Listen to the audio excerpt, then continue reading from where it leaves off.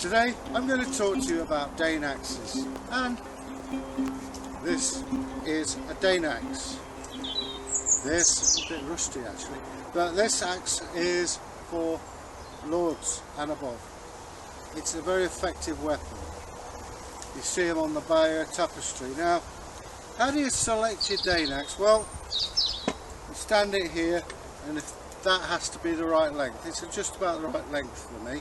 If you're taller, obviously you get a longer shaft on it. This is particularly good. You listen to it. It sings. So it is then, you stand in the front way. These came into their own at the Battle of Hastings. Duke William had cavalry. These weren't nice little horses that would clip-clop along.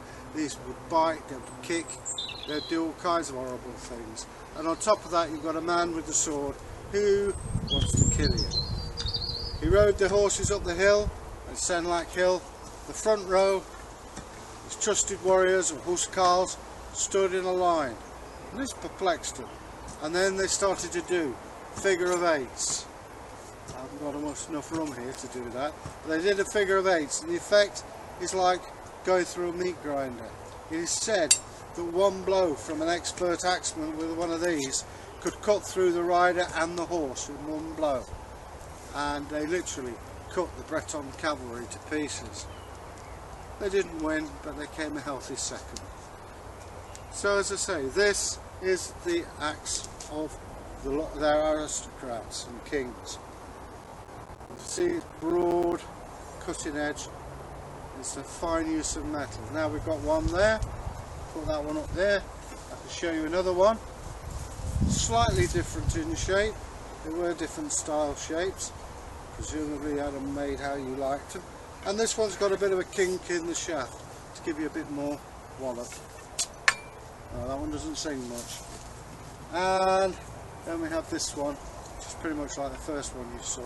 Again, this is a bit tall for me, so it's for someone taller, and I've only got short legs. And you can also use it to hook shields with. That handle's a bit thick for me, I like this one. So you hook shields, you can biff people in the teeth with it. And of course, its primary design was of course to hack into horses and people. That's about all we've got to say on this matter at the moment, so we'll hang this up. We will demonstrate the uses of the axe when we do demonstrations of weapons. Till we meet again, bye here.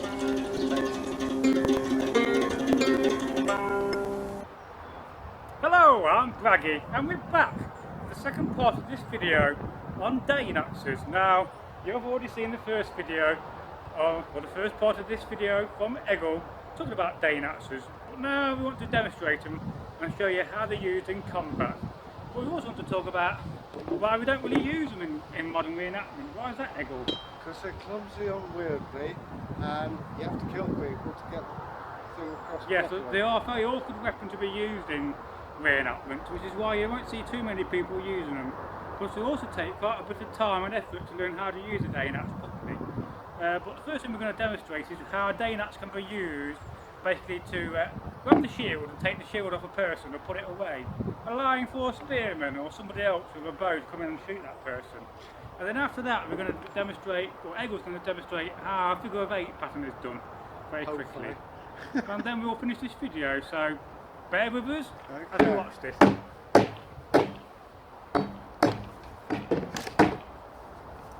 See, trying to grab my shield, I'm trying to defend him best I can. Bear in mind he's not wearing any gloves.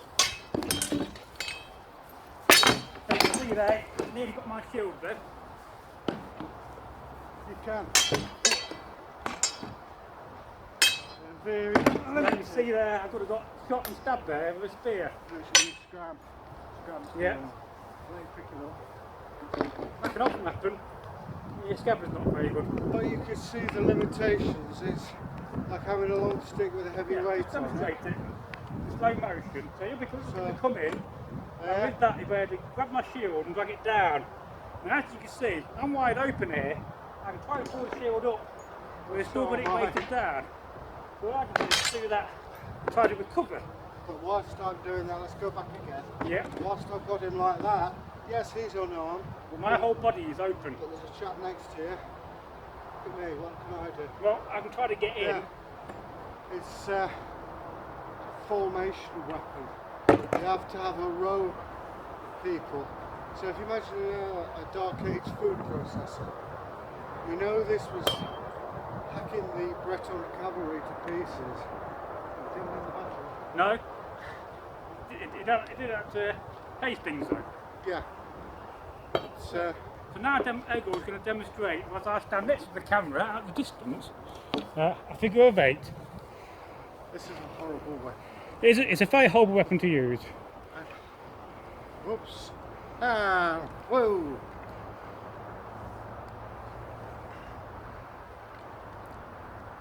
Now, Egil's not been trained in the Dane axe, so that's a quick go for you. I prefer the 9 And foot let me spear. just demonstrate here, you take over that.